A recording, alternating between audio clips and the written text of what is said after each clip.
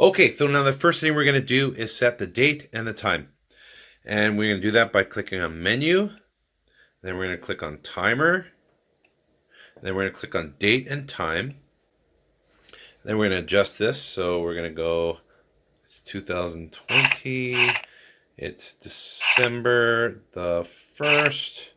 And it is 3:09. There, that's perfect. So once we're happy with that, we click the check mark.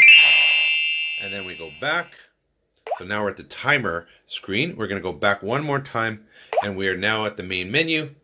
And now we have completed setting the date and time. Well, we hope this video helped you out.